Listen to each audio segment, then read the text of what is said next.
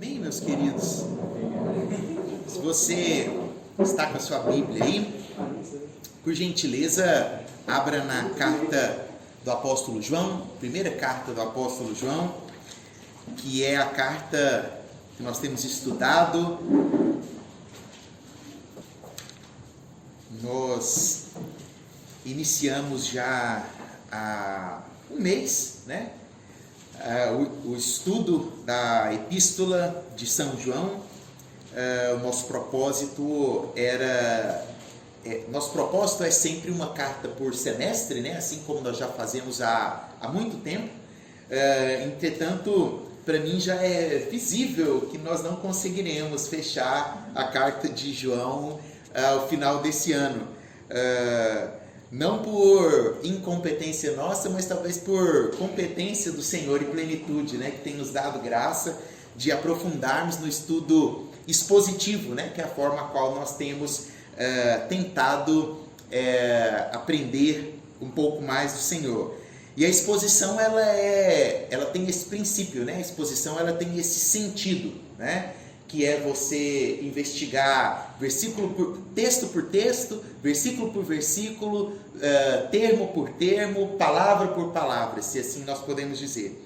Então, na semana passada, nós finalizamos o primeiro capítulo, né? E a partir de hoje, daremos início ao capítulo de número 2. E de forma específica, nós estudaremos o versículo de número 1 e o versículo de número 2 de 1 João. Se Deus assim nos der misericórdia e nos permitir, né? Vamos ler o que diz aí. Eu vou usar tanto a nova versão transformadora quanto a nova versão internacional. Diz assim, 1 João capítulo 2, versículo 1. Meus filhinhos, escrevo-lhes estas coisas para que vocês não pequem. Se, contudo, alguém pecar, temos um advogado que defende a nossa causa diante do Pai, Jesus Cristo, aquele que é justo. Ele mesmo é o sacrifício para o perdão de nossos pecados, e não apenas de nossos pecados, mas dos pecados de todo o mundo. Nós terminamos o capítulo de número 1 na semana passada, falando de um aspecto primordial e extremamente importante que João deixa propositalmente, né? Até porque nós sabemos que essa divisão que nós temos hoje, né, em capítulos e versículos, veio facilitada muito tempo depois, né? O escrito original era um texto corrido, né? Na forma de uma carta mesmo, sem divisão, sem subitens, sem tópicos. E nós podemos perceber que João nós terminamos semana passada o capítulo 1, né, falando de um aspecto que era o aspecto do pecado, e que nós tínhamos uma forma muito objetiva de não andar em pecado através do andar na luz. Como que nós aprendemos a andar na luz? Através da revelação, que foi a mensagem que João trazia. Qual era a mensagem? Que Deus é a luz. E nessa mensagem nós caminhamos, debaixo dessa mensagem nós vivemos, né? Na mensagem de que Deus é luz e de que Ele ilumina o nosso caminho, de que Ele ilumina o nosso andar, de que Ele ilumina cada um dos nossos passos. E baseado nisso, nós temos então a possibilidade de não viver no engano, né? Que João deixa de forma também muito clara, que muitas vezes nós tentamos enganar a nós mesmos, tentamos enganar aos outros e, pior ainda, muitas vezes nós pecamos e achamos que estamos enganando a Deus. Em primeiro lugar, quando nós estamos enganando a nós mesmos, é sinal de que nós estamos vivendo uma vida de mentira. Segundo, quando nós enganamos aos outros, nós também não estamos vivendo na luz. E terceiro, é impossível enganar a Deus. Deus tudo vê, Deus tudo sonda, Deus tudo enxerga, né? Você pode achar que você escondeu algo do seu irmão, você pode achar que escondeu algo dos seus pais, você pode achar que escondeu algo do pessoal da sua empresa, mas nada é oculto aos olhos de Deus. Isso significa que, independente de quem está sabendo ou independente de quem não está sabendo, o pecado ele continua sendo o mesmo, porque aos olhos de Deus ele está sendo visto. Baseado nisso, então, João agora ele vai continuar aquilo que ele estava escrevendo, né? E a continuidade dele é muito interessante, porque o primeiro termo que ele usa no capítulo 2 é meus filhinhos. E esse termo no grego, né, é exatamente no diminutivo. Se nós formos buscar a palavra, né, que é o teknion, que é um diminutivo, tanto no grego quanto no latim, qualquer diminutivo é sinal de ternura, é sinal de proximidade. E por que João estava demonstrando esse sinal de ternura e proximidade?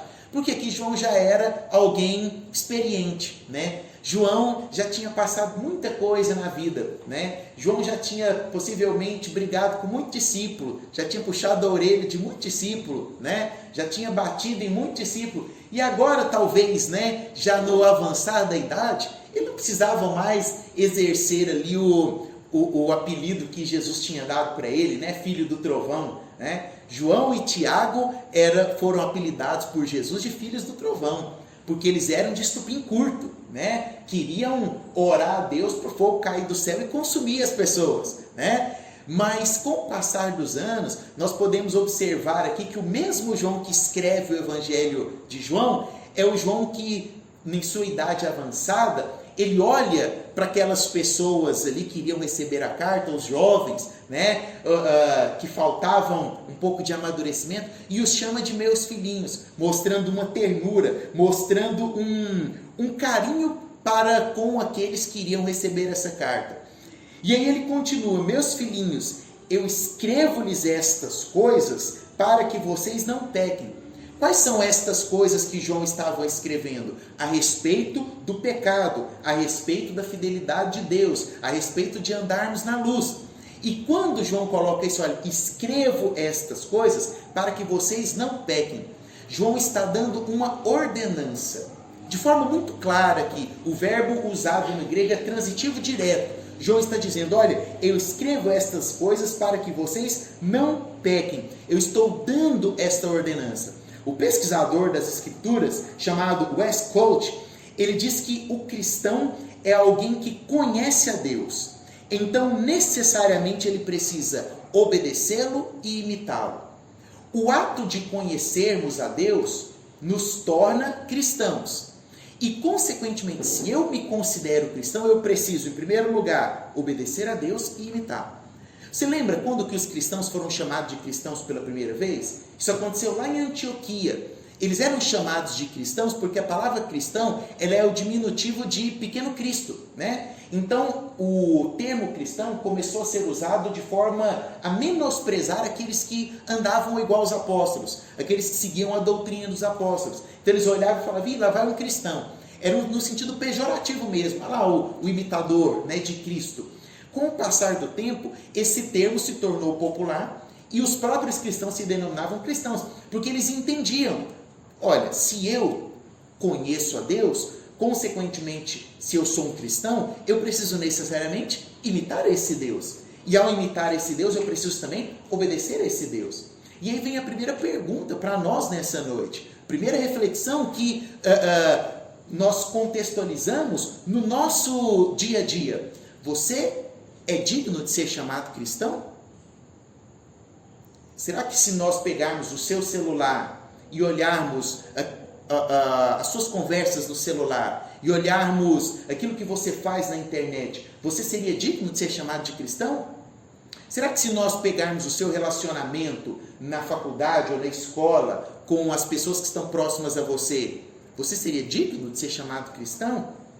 Será que se nós pegarmos o seu relacionamento com seus pais, com seus irmãos, vamos mais profundo? Será que se nós pegarmos os seus pensamentos, mas isso aí você não pode, mas Deus tudo vê, Deus tudo sonda. Melhor se Deus não pudesse ver e nós pudéssemos, né? Agora, pior é saber que Deus pode e sonda os nossos pensamentos e as intenções do nosso coração. E aí nós levantamos novamente a pergunta: será que eu tenho sido digno de ser chamado cristão? Será que eu tenho obedecido às ordenanças de Cristo? Será que eu tenho imitado de fato a Cristo? Porque, como nós já sabemos, é muito fácil dizer-se cristão nos dias atuais, sim ou não? todo mundo se diz cristão, né? O ator da Globo se diz cristão, o jogador fala que é cristão, então falar que é cristão está na moda, né? Tem lá o pastor coach que tem 1 milhão de seguidores, ele fala que é cristão, então eu também sou cristão, é massa, eu sigo ele. Se eu sigo o pastor coach, eu sou cristão também, né? Porque eu sigo o coacheirismo dele. Não, tem algo de muito errado, né?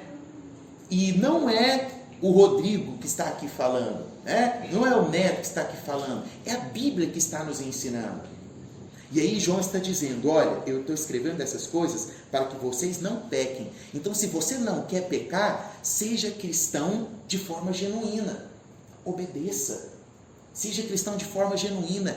Imite a Cristo. Imite a forma de Cristo. Teve uma época, assim, até essa campanha chegou aqui no Brasil um tempo. Era uma campanha americana, que era assim, o que Jesus faria? Sabe? Aqui não fez muito sucesso, não. Seu lugar. Isso, né? Em seu lugar, o que Jesus faria? Então, assim, aí tinha pulseira, camisa e tal, para você sempre lembrar, você está diante de uma situação, em meu lugar, Jesus curtiria, né? Em meu lugar, Jesus compartilharia? Em meu lugar, o que Jesus falaria? É assim que o nosso princípio, é assim que a nossa vida deve ser movida e, consequentemente, nós estaremos obedecendo essa ordem que foi dada pelo apóstolo João. E é interessante porque, baseado nessa ordenança, João ele continua dizendo assim, olha, escrevo estas coisas para que vocês não pequem. Se, porém, alguém pecar, aí aqui existe um paralelo, né? Porque ele dá uma ordem, olha, eu estou descrevendo para você não pecar. Mas vem a pergunta, e aí? E se eu pecar? Aí John Stott, né? Talvez um dos meus reformadores assim, contemporâneos favoritos, ele fala uma coisa muito interessante, que é o equilíbrio entre essas duas colocações de João. Porque eu não posso ser demasiadamente indulgente e nem demasiadamente severo. Porque João está falando assim, ó, não peque. Né? E segundo, ele está falando, se porém você pecar, e aí nós temos os dois extremos, né? O ato, né, de ser extremamente indulgente, né? E falar assim, não vou pecar, não vou pecar, não vou pecar. E o outro extremo, que é o extremo de, se pecar, tudo bem, né? Se pecar, tem alguém que me tem a graça, e a graça me dá o perdão, né? O que John Stott nos ensina é o seguinte, olha, a ordenança é, não peque. Agora, se você pecou, entenda que existe a graça, e volte a não pecar. Esse é o ciclo, né, que nós temos que viver, e aí John Stott ele fala exatamente isso, né? Nós precisamos buscar o equilíbrio. É preciso sempre alertar sobre o pecado, mas também dar esperança ao pecador. Você precisa alertar, não peque. Olhe os seus caminhos. Onde que você está pisando? Agora, se você pecou, vem cá, existe esperança para você. Não desista, não joga tudo para o alto. Refaça sua aliança com Deus. Volte a caminhar novamente. É isso que João está dizendo. Ele fala, não peque. Agora, se porém alguém pecar, nós temos um intercessor. E eu acho interessante, porque o termo pecar que é colocado aqui, né? Se porém alguém pecar, é um termo do grego que é usado apenas para pecados específicos, certo? Então, existem pecados, né? Que é aquela, por exemplo, os gnósticos, que eram os hereges da época aqui de João. Eles viviam uma vida de pecado, porque eles não participavam da comunhão dos santos, eles não acreditavam, né, no partir do pão, eles acreditavam na dualidade, né? A espiritualidade é uma coisa e a carne é outra. Então você pode fazer pecado quando você quiser, se o seu espírito estiver em paz com Deus, você está bem, né? Eles tinham uma vida de pecado, né? Diferente do que João está falando aqui. João não está falando de uma vida de pecado, né? Não, você pode viver desregradamente em uma vida. Aí lá na frente, quando você quiser pecar, lembra que Jesus é seu intercessor, né? Não. Ele está dizendo o seguinte, olha, se você porventura cometer um pecado pontual, diante desse pecado, você vai se arrepender, Porque o pecado ele não é uma prática nossa. O pecado ele é um acidente nosso. Agora, quem aqui já sofreu um acidente, né? Não sei se você já sofreu um acidente em casa cortando uma laranja. Sofreu um acidente, foi lá, cortou o dedo, né? Aquilo ali é um acidente. Você cortou o dedo, foi lá no hospital, deu um ponto, né? Voltou para casa, não pegou a laranja e cortou o dedo de novo para voltar para o hospital em seguida. Sim ou não? Depois daquele acidente ali, toda vez que você vai cortar a laranja, você olha para os pontos, né? Se você já sofreu um acidente no trânsito, né? Eu, quando era pequeno, eu estava andando de bicicleta com uns colegas, uns amigos, e aí na esquina de cima da minha casa, eu lembro que nós tínhamos saído para fazer alguma coisa na rua de cima e estávamos voltando e eu tinha ficado para trás, os meninos já tinham ido. E eu fui querer correr na bicicleta para ir embora. Quem é ali do Uri, sabe onde é o posto de saúde ali? O posto de saúde? Na esquina do postinho, né? Foi só pegar e entregar lá pro médico, né? Na esquina do posto tem um cruzamento assim, e eu na pressa de alcançar os meninos, eu atravessei direto, uma moto veio e me pegou. Eu tenho a cicatriz até hoje. Eu nunca mais, assim, hoje, e eu passo muito nessa esquina, né, quando estou indo para casa, não tem pare para mim, eu paro, olho para a direita, olho para a esquerda e atravesso, né, porque eu lembro até hoje daquele acidente. O acidente não acontece todos os dias com você, o pecado ele é um acidente. Você não pode pecar hoje, pedir perdão, pecar amanhã, pedir perdão, porque senão deixa de ser um pecado e passa a ser uma vida pecaminosa. E aí você não está obedecendo a Deus, você não está imitando a Deus. Então João está deixando muito claro, olha, se você pecar, se você sofreu um acidente, você teve um pensamento errado, teve uma atitude errada, falou algo que não deveria, calma, existe esperança para você. Não é uma vida de pecado. E qual é essa esperança? Aí o apóstolo João, ele diz, né? Se porém alguém pecar, temos um intercessor junto ao Pai. A palavra intercessor aqui é a palavra paracletos. A palavra paracletos, ela tem o significado original no grego, que é a mesma coisa que chamar alguém para o lado da gente, né? É mais ou menos assim,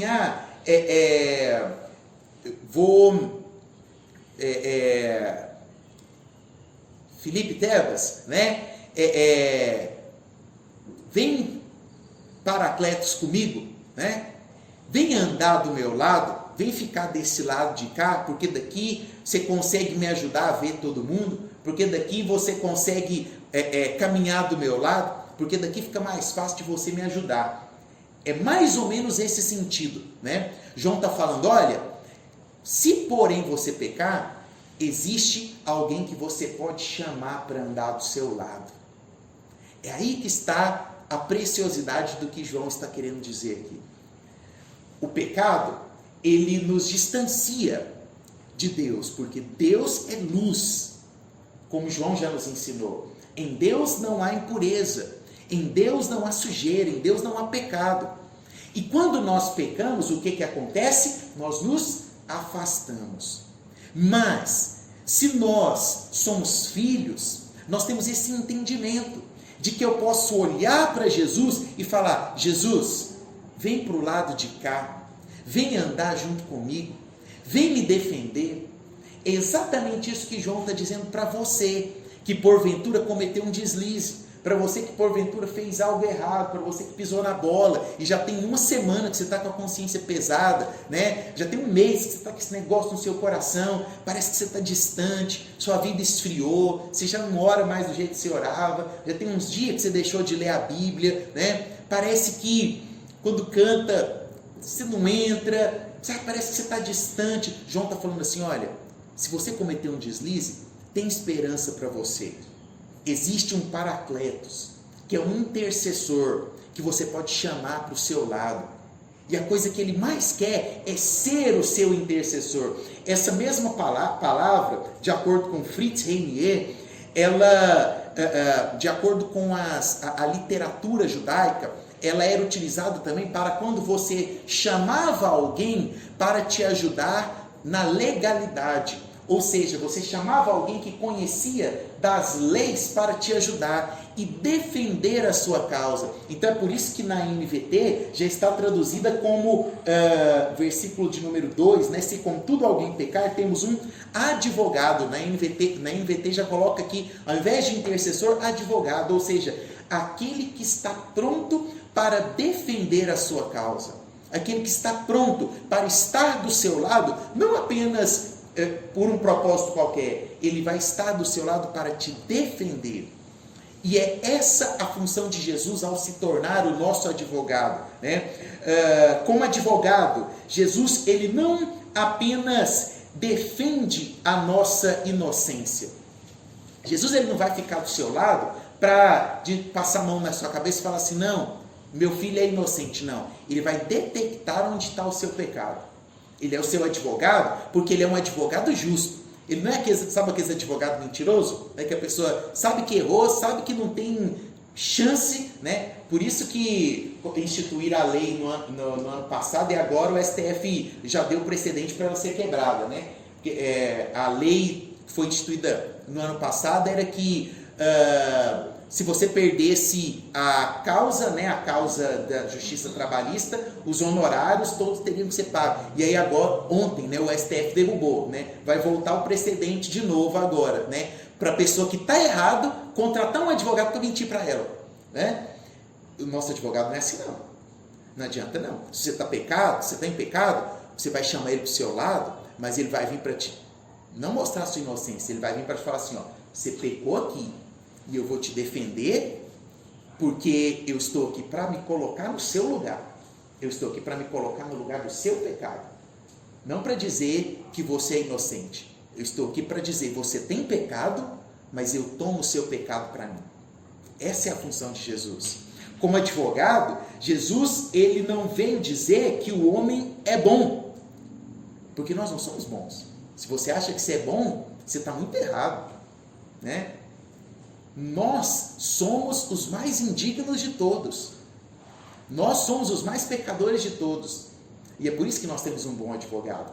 Porque ele sabe de todos os nossos pecados. Ele sabe do pecado que você cometeu ontem, do que você cometeu hoje, do que você vai cometer amanhã.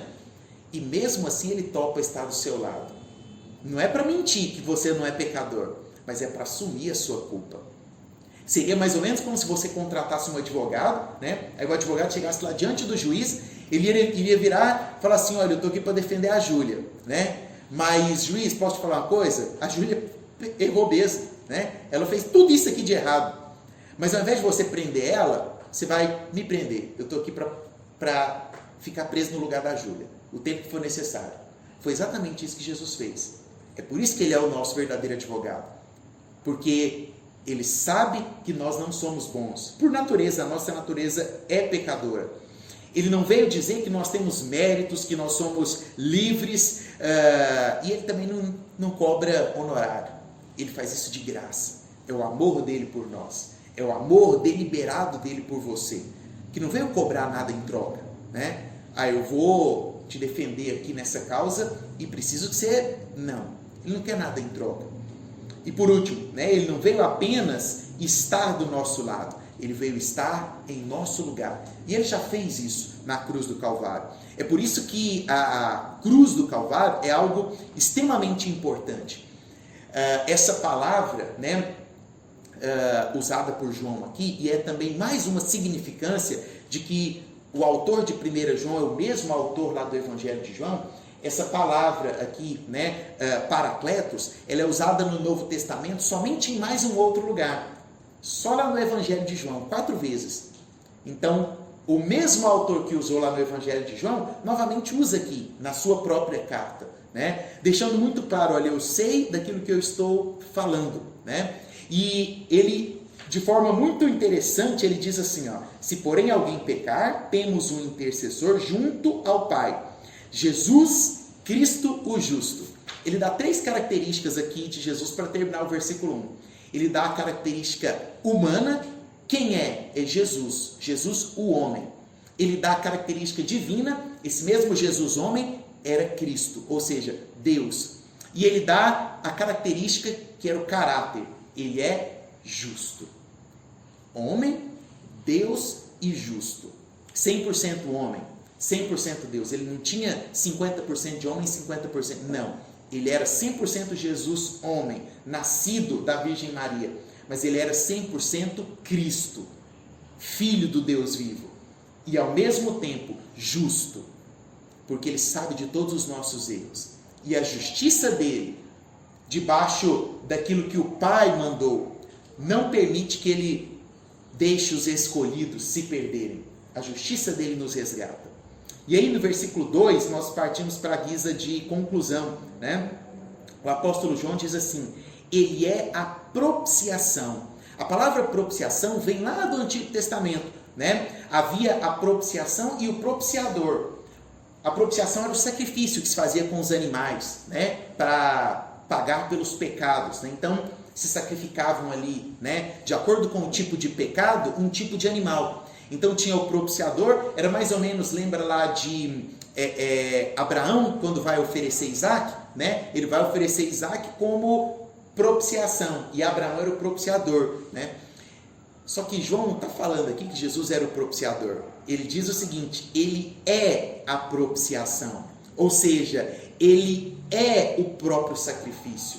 Ele é aquele que veio morrer em seu lugar. Ele é aquele que não foi um plano B de Deus, né? Ele não foi tipo assim, né? Nossa, deu errado meu plano aqui. Jesus, vem cá, né? Entra ali agora e resolve esse negócio para nós. Não foi o problema que fez a cruz surgir. Foi o amor de Deus que fez a cruz aparecer na história da humanidade. Jesus surge, né, para honrar aquilo que está ali em João 3,16, né? Deus amou o mundo, né? Deus não fez nada errado e teve que colocar Jesus lá para cobrir um buraco no plano, não. Jesus veio para cumprir o amor de Deus pela humanidade. E assim, ele é a propiciação dos nossos pecados, né? E essa propiciação pelos nossos pecados é uma propiciação não somente pelos nossos, mas também pelos pecados de todo mundo. Essa aqui é uma propiciação que era necessária. Você já se perguntou se Jesus não tivesse vindo ao mundo? Ou se a morte de Jesus não tivesse acontecido na cruz? Possivelmente nós já não estaríamos mais aqui. A morte de Jesus era necessária. Ela era necessária por quê? Para o fim pelo qual o homem foi criado. Qual é o fim do homem? A glória de Deus. Qual é o seu objetivo final? A glória de Deus. A sua vida foi feita para glorificar a Deus. Se alguém um dia perguntar qual que é o seu objetivo de vida, glorificar a Deus. Né? Você poderia formar, né? Ser um profissional respeitado, né? Ser próspero, tal. Isso não é seu objetivo de vida. Seu objetivo de vida é a glória de Deus. Esse é o fim para o qual Deus criou o homem, a glória dele. Nós fomos feitos para a glória de Deus. Essa propiciação, ela tinha uma natureza específica, que era o Cristo. Desde o início da história já estava proposto isso. E tinha uma origem. Essa propiciação não surgiu em nenhuma outra hipótese, em nenhum outro erro de percurso que não fosse o amor de Deus pela sua humanidade. Somente o amor de um Pai soberano poderia entregar o seu Filho em propiciação, como o verdadeiro sacrifício. E aí João encerra de uma forma muito interessante, porque ele diz assim: não somente pelos nossos, mas também pelos pecados de todo o mundo. O que é esse todo o mundo aqui? O que é o mundo inteiro colocado aqui? João não está pregando o universalismo, de que Jesus morreu por todos. Não.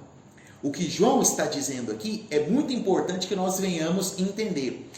João não está dizendo, olha, existe o universalismo. Jesus morreu pela humanidade inteira. Jesus não morreu pela humanidade inteira. Quando aqui fala, mas também pelos pecados de todo o mundo, esse sacrifício de Jesus, ele alcança em extensão todas as tribos, línguas, povos e nações. Então significa que Jesus morreu por todo o mundo. E significa que Jesus morreu pelo branco, pelo negro, pelo índio, pelo asiático, pelo europeu, certo? Esse é o significado da totalidade de mundo, mas não de forma individual. João não está dizendo aqui que há uma morte por todos os indivíduos, não. Há uma morte pela totalidade de todas as nações. E isso é muito interessante, porque nós podemos dizer que Jesus morreu sem acepção. Não houve acepção de nenhuma classe social, não houve acepção de nenhuma espécie, de nenhuma raça, mas não é de todo mundo sem exceção. Há uma diferença muito clara de totalidade e individualidade. E aí como que nós podemos entender isso? Porque às vezes você fica, mas lá em João 3,16 não fala que Deus amou o mundo de tal maneira que deu seu Filho unigênito para que todo aquele que nele crê não pereça, mas tenha vida eterna, né? Então Deus não amou o mundo inteiro? Aí nós precisamos compreender aquilo que o próprio João diz lá no seu evangelho. Vamos encerrar voltando lá em João capítulo de número 10. Evangelho de João agora, capítulo de número 10, versículo de número 14. João, lá no seu evangelho, diz o seguinte: ele está escrevendo aquilo que Jesus havia dito. Eu sou o bom pastor, conheço minhas ovelhas, e elas me conhecem. Assim como meu Pai me conhece, e eu o conheço, e eu sacrifico minha vida pelas ovelhas. Você observou aqui a forma possessiva como Jesus coloca? De novo no versículo 14, eu sou o bom pastor, conheço quem? As minhas ovelhas. Jesus poderia ter dito aqui, eu sou o bom pastor e conheço todas as ovelhas do mundo. João poderia ter escrito isso, eu sou o bom pastor e conheço todas as ovelhas do mundo. E é tão interessante que, olha o que diz o verso de número 16, Jesus está falando assim, olha, tenho outras ovelhas que não estão nesse curral, devo trazê-las também, elas ouvirão a minha voz e haverá um só rebanho e um só pastor. Jesus tem ovelhas em vários lugares, em vários contextos, e o sacrifício e a morte de Jesus foi por quem? Por estas suas ovelhas. E aí, para terminar, no versículo de número 25, diz assim: Jesus respondeu, eu já lhes disse e vocês não creram em mim. A prova são as obras que realizo em nome de meu Pai. Mas vocês não creem em mim, porque não são minhas ovelhas. Olha que forte essa declaração de Jesus. Lá no versículo 14 nós vemos Jesus falando, eu vim pelas minhas ovelhas. E agora aqui Jesus está dizendo, vocês não estão entendendo porque vocês não são minhas ovelhas. Para quem que Jesus estava dizendo isso daqui? Se nós formos olhar o contexto, eram os fariseus daquela época, que estavam olhando Jesus e condenando Jesus. O que faltava nos fariseus? Os fariseus eram os mestres da lei. Eles sabiam tudo de Bíblia. Sabiam a Bíblia de capa a capa. Seguiam ali o Pentateuco bonitinho. Entretanto, eles conheciam de ouvir falar, mas não eram cristãos. Faltava apenas uma coisa: obedecer e imitar. E o símbolo da ovelha é muito interessante, porque nós sabemos que a ovelha é o animal talvez mais ignorante de todos, né? Para não dizer estúpido, né? A ovelha, ela só olha para baixo. E a única coisa que a ovelha tem de bom, talvez, é conhecer a voz do seu pastor e o cheiro do seu pastor. A ovelha, ela conhece, ela vai atrás, ela imita. João está nos deixando muito claro aqui. Se nós queremos ter uma vida de sucesso nesse mundo, se nós queremos ter uma vida de prosperidade nesse mundo, nós precisamos fugir do pecado. E só existe uma forma de nós fugirmos do pecado. Entendendo, na verdade, o quanto nós precisamos estar próximos de Jesus. O quanto nós precisamos ser imitadores desse Jesus. Tenha muito cuidado porque existe um erro grotesco dentro da nossa geração, de universalismo, de que Jesus morreu por todo mundo. Eu estou lá na igreja, Jesus morreu por mim, Jesus, eu quero viver a graça, Jesus morreu por mim e tal, e eu estou na graça. Muito cuidado, porque os fariseus tinham esse mesmo equívoco e estavam ali condenando Jesus, se achavam conhecedores, se achavam seguidores do perfil correto.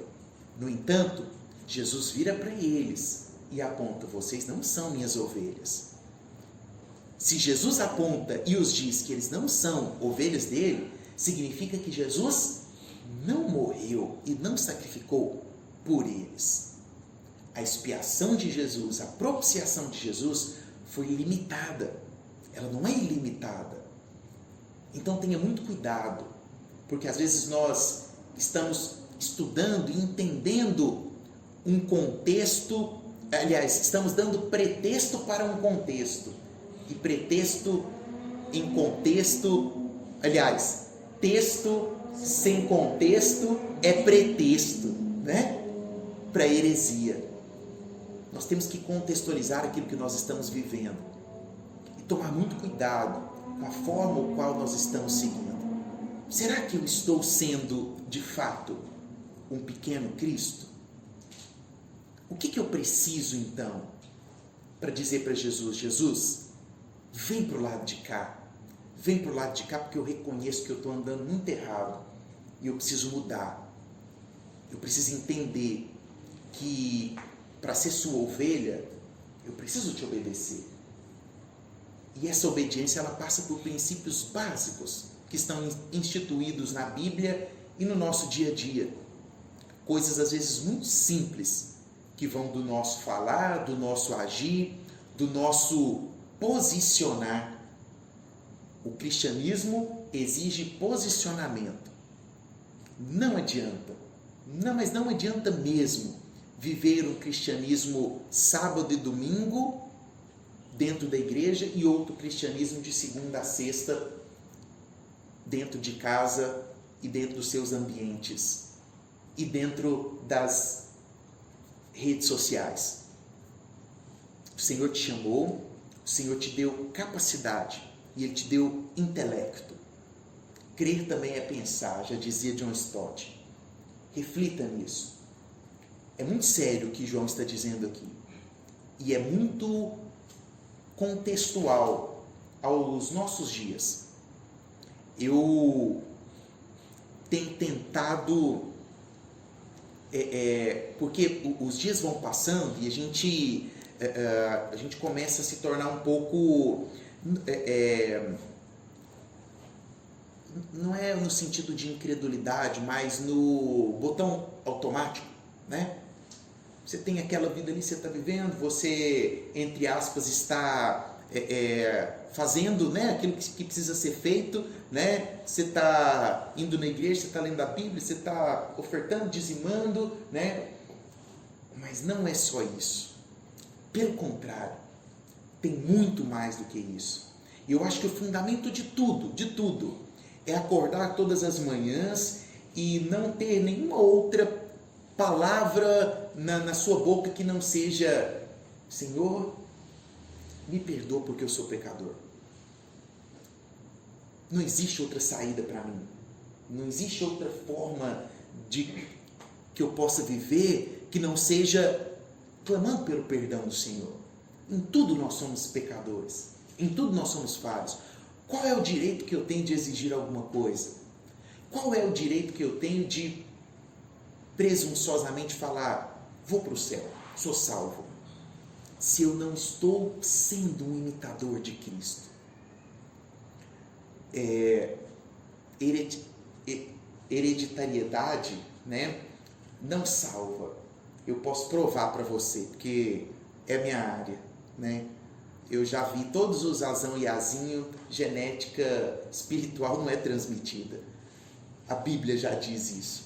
A salvação, ela é individual e ela passa por um princípio básico e fundamental que João ensina aqui. Olha, não peque. Mas se você pecou, tem chance para você. Volte rápido. Volte rápido. Chama o seu advogado para te defender rapidamente. Para que você não seja apontado como alguém que apenas participa, como alguém que apenas lê, como alguém que apenas está no movimento. Você não pode ser como os fariseus. Misericórdia de nós sermos como os fariseus. Que Deus traga temor ao nosso coração nessa noite, que Deus traga peso aos nossos corações, para que nós possamos fazer dessa reflexão um modo de vida, que aquilo que João nos ensinou aqui seja princípio para acordarmos amanhã com um novo modo de olhar o mundo, com uma nova cosmovisão, né? Um novo modo de olhar para a circunstância, um novo modo de cumprimentar a pessoa que está do meu lado, um novo modo de orar, né? Às vezes a gente é tão presunçoso nas nossas orações, né? A gente acha que merece tanta coisa, né? Só pede, né? A diferença me marcou muito aprender sobre graça e misericórdia, né? Graça é aquilo que eu não mereço, mas que eu tenho, né? Eu não mereço as bênçãos do Senhor, mas eu tenho. Isso é graça. E misericórdia? Misericórdia é aquilo que eu mereço, mas que eu não tenho. Eu mereço ser condenado. Eu mereço queimar no fogo do inferno, mas eu não tenho, porque Deus é misericordioso. Que Ele seja louvado. Vamos orar? Senhor, diante da Sagrada Escritura do Senhor, nós nos posicionamos nessa noite. Nos posicionamos, Deus, porque não aceitamos mais viver da forma que estamos vivendo. Pecado não pode ser cotidiano em nossas vidas, Deus. Pecado não pode se tornar comum. Senhor, tem misericórdia de nós, porque ai de nós não sermos as suas ovelhas. Se existe uma coisa, Pai, que profundamente nós queremos nessa noite, é sermos chamados de suas ovelhas, teu povo. Ó Deus, saber que a propiciação foi feita em favor dos nossos pecados. Pai querido, se nós estamos aqui nessa noite, nós precisamos que um peso, ó Deus, seja revelado em nossa consciência, para que a nossa forma de orar seja mudada, ó Deus. Nós não podemos mais orar da forma inculta e individualista que nós orávamos, Pai. Há quanto tempo nós não preocupamos com o nosso próximo em nossas orações? Há quanto tempo a nossa oração tem sido fútil, frágil? E olhe lá se temos orado, Pai. Há quanto tempo nós não temos tentado nos aprofundar nas Escrituras? Há quanto tempo nós gastamos mais tempo nas redes sociais do que em bons livros? Ah, Deus, tem misericórdia. Nós não somos nem dignos, Pai, de estarmos aqui de pé na Tua presença. Mas, se nessa noite nós podemos, nós queremos clamar pelo Paracletos de Jesus Cristo. Nós precisamos nessa noite de um advogado que venha cuidar da nossa causa. Um advogado que venha apontar mesmo as nossas falhas e nos revelar mesmo que nós somos devedores, que nós somos pecadores, incoerentes, que nós julgamos demais, que nós condenamos quem não merece ser condenado, que nós fazemos coisas, ó Deus, que não deveríamos fazer, ó Deus, que muitas vezes estamos vivendo de uma forma mais, vivendo apenas como aparência, Deus. Não foi para isso que o Senhor nos chamou, não foi para isso que o sacrifício naquela cruz foi feito.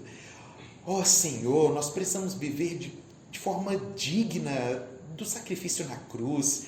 Nós não podemos mais viver um dia sequer sem lembrar da dor daqueles espinhos, ó Deus, da dor daqueles cravos. Deus, nós não podemos mais pautar os nossos relacionamentos nos nossos interesses particulares e pessoais para com as outras pessoas, Deus. Muda, Pai, nosso coração, Nós não podemos mais buscar as pessoas apenas por aquilo que elas possam nos oferecer. Isso é pecado, Deus. Senhor, nos ajude a orar, porque nós não sabemos, nós não aprendemos a orar. Há quanto tempo nós não oramos o Pai Nosso, Deus? Há quanto tempo nós não temos feito algo de bom para quem precisa, Deus? Para a nossa família que está tão perto e às vezes nós passamos desapercebidos. Senhor, nessa noite, gera em nosso coração compaixão, Pai. Gera contrição, Senhor. Que não seja apenas mais uma noite de estudo e mais uma célula, mais uma quinta-feira, mas, Senhor, que seja algo que possa estar na nossa mente como um pesadelo, Senhor, um pesadelo batendo na porta do nosso coração, assim como Lutero se flagelava para se auto-justificar, até o ponto de olhar na palavra do Senhor e saber que o justo viveria pela fé. Assim, ó Deus, que nós possamos flagelar-nos pelos nossos pecados a ponto de ajoelharmos todos os dias, confessando que somos pecadores e que necessitamos do perdão do Senhor. Não tem um dia sequer de hoje, ó Deus, até o dia de nossa morte, que nós não precisaremos do Teu perdão. Nos perdoa, Pai, e nos ajude a ter uma vida santa, digna, Pai querido. E assim como João nos ensina, assim como João nos chama de filhinhos, que nós possamos ter esse entendimento do Senhor, de que a nossa vida é muito mais do que o que nós estamos vivendo. De nada vale se nós não perdoarmos, se nós não ajudarmos, se nós não compartilharmos um abraço, se nós não compartilharmos aquilo que temos, ó Deus. Foi para isso que o Senhor nos chamou. Gere em nosso coração esse desejo nessa noite, Pai, essa vontade. Há tanta gente, ó Deus, precisando, há tanta gente, ó Deus, carente do Teu amor, e nós não podemos passar por esse mundo apenas almejando o nosso sucesso pessoal, ó Deus, o nosso sucesso profissional, sucesso qualquer que seja. Nós não fomos chamados para o sucesso, nós somos chamados, ó Deus, para um fim, que é a glória do Senhor. E se para isso, ó Deus, é preciso sofrermos, se para isso, ó Deus, precisamos passar pela dor, ó Deus, pela luta, nós queremos ser aprovados no momento de dor, queremos ser aprovados no momento de luta, ó Deus, que as ansiedades, ó Deus, que nos afligem a todo instante, simplesmente nos mostrem, ó Deus, que o Senhor é bom, porque se nós estamos passando, ó Deus, pelo sofrimento, pelo dia mau, é porque o Senhor permitiu para nos tornar, ó Deus, homens melhores, Pai. Então nos alegre na dor, nos alegre no sofrimento, nos alegre nos dias de solidão, nos alegre nos dias de angústia, ó Deus, para que nós não venhamos a almejar apenas o sucesso, mas que nós venhamos a almejar a glória do Senhor. Nós nos despojamos, ó Deus, dos nossos bens, nos despojamos da nossa formação, da nossa titulação, nos despojamos, Senhor, daquilo que temos, daquilo que possuímos, Pai, para dizer ao Senhor que verdadeiramente precisamos de Ti, Senhor. Precisamos de Ti, Senhor. Queremos ser Suas ovelhas, queremos ser chamados de Suas ovelhas, Seus imitadores, cristãos. Essa é a nossa oração nessa noite. Em nome de Cristo Jesus, o Nazareno. Amém e amém. Deus nos abençoe, em nome de Jesus. Amém.